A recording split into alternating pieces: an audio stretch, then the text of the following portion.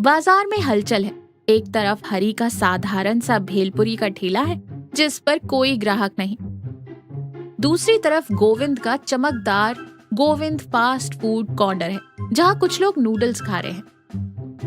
गोविंद रुमाल से पसीना पोंछते हुए ताना मारता है। अरे हरी बाबू, क्या बात है, आज तुम्हारे मुरमुरे आराम कर रहे हैं। मैंने तो पहले ही कहा था ये भेलपुरी का जमाना गया। अब गांव वाले भी चाउमीन और पास्ता खाते हैं। हरी उदास मुस्कान के साथ कहता है, गोविंद भाई, तुम्हारा पास्ता पेट भर सकता है, लेकिन जो सुकून मेरी गीता के हाथ की तीखी भेलपुरी में है वो मशीनी नूडल्स में कहाँ। गोविंद हंसते हुए कहता है, सुकून से पेट नहीं भरता हरी बाबू, थोड़ा मॉडर्न बनो। ये लो, एक कटोरी नूडल्स खा लो, दिमाग खुलेगा। हरी बिना कुछ कहे अपना ठेला लेकर चुपचाप वहाँ से अपने घर की तरफ चल देता है। हरी उदास होकर आंगन में चारपाई पर बैठा। गीता रसोई से 2 कप चाय लेकर आती। क्या बात है जी, आज ठेला जल्दी ले आए? मुरमुरे सील गए थे क्या? हरी ठंडी आह भरते हुए कहता है। मुरमुरे नहीं गीता, लोगों का स्वाद बदल गया है। आज दिन भर में बस 2 भेलपुरी बिकी, सब गोविंद के नूडल्स खा रहे थे। मुझे लगता है हमें भी अब ये धंधा बंद कर देना चाहिए। गीता हरी के पास बैठकर प्यार से कहती है, धंधा क्यों बंद करना? कमी हमारी भेलपुरी में नहीं, हमारे बेचने के तरीके में है। लोगों को कुछ नया चाहिए, पर स्वाद अपना ही होना चाहिए। नया क्या करूं? भेलपुरी में नूडल्स मिला दूं? गीता हंसते हुए कहती है, अरे नहीं, हम भेलपुरी बेचेंगे पर भावनाओं के साथ। कल से मैं 3 तरह की चटनी बनाऊंगी। उसमें नाम हम रखेंगे तीखी सास चटनी, मीठी बहू चटनी और चुलबुली साली चटनी। और भेलपुरी में मैं अपनी दादी के नुस्खे वाली प्यार की पापड़ी डालूंगी। जो खाएगा उसे सीधे अपने घर की याद आएगी। हरी के चेहरे पर चमक आती है। अरे वाह गीता, तूने तो मेरे मुरमुरों में जान डाल दी। हरी ने बाजार की भीड़ से दूर शांत बरगद के पेड़ के नीचे अपना ठेला लगाया है। ठेले पर एक नया बोर्ड लगाया है, रिश्तों वाली भेलपुरी। तभी रमाकांत दादाजी वहाँ से गुजरते हैं।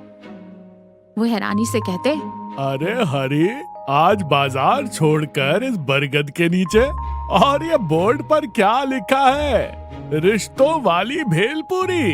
हरी हाथ जोड़कर कहता है, प्रणाम दादाजी, बाजार का शोर बहुत हो गया था। मैंने सोचा असली स्वाद तो सुकून में आता है।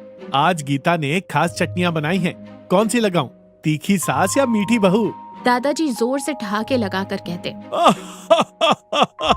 अरे हरी, मेरी घरवाली तो वैसे ही बहुत तीखी है। तू मुझे मीठी बहू और चुलबुली साली मिक्स करके दे दे, और थोड़ा तीखा भी डाल देना। जिंदगी वैसे ही फीकी चल रही है। हरी पूरी भावना से भेलपुरी मिलाता है। उसमें नींबू निचोड़ता है, कुरकुरी पापड़ी तोड़कर डालता है और एक दोने में दादाजी को दे देता है। दादाजी जैसे ही पहला चम्मच मुंह में डालते हैं, उनके चेहरे के भाव बदल जाते हैं। उनकी आंखें नम हो जाती हैं, लेकिन चेहरे पर एक बड़ी मुस्कान है। दादाजी मुंह से सीसी की आवाज करते हुए कहते हैं, उफ हरी, ये क्या जादू है। ये पपड़ी बिल्कुल मेरी माँ जैसी बनाती थी वैसी है, और ये चटनी का तीखापन आंखों में पानी ले आया, पर स्वाद ऐसा कि आत्मा तृप्त हो गई। ये गीता के हाथों का प्यार है दादाजी, कोई मिलावट नहीं, बस अपनेपन का स्वाद।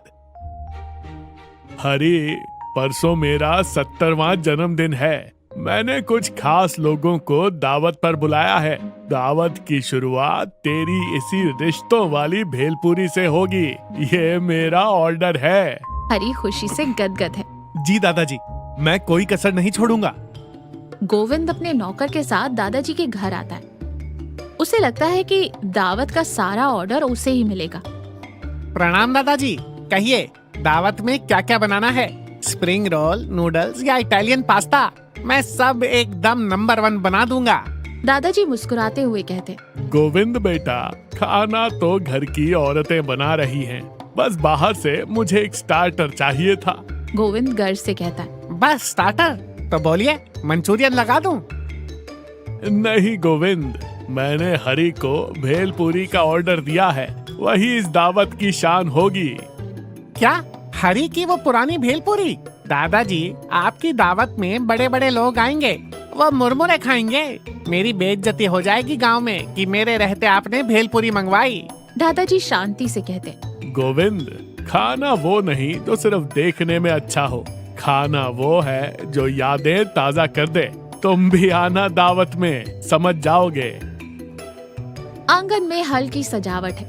15-20 खास लोग बैठे, कोई भीड़ भाड़ नहीं है, सब शांति से बातें कर रहे हैं।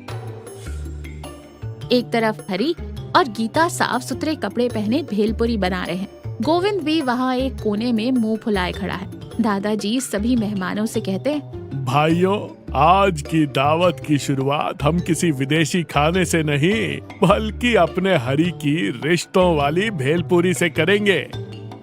हरी सबको भेलपुरी परोसता है। लोग खाते हैं और हर तरफ से तारीफों की आवाज आने लगती है। अरे वाह, क्या स्वाद है, बिल्कुल घर जैसा।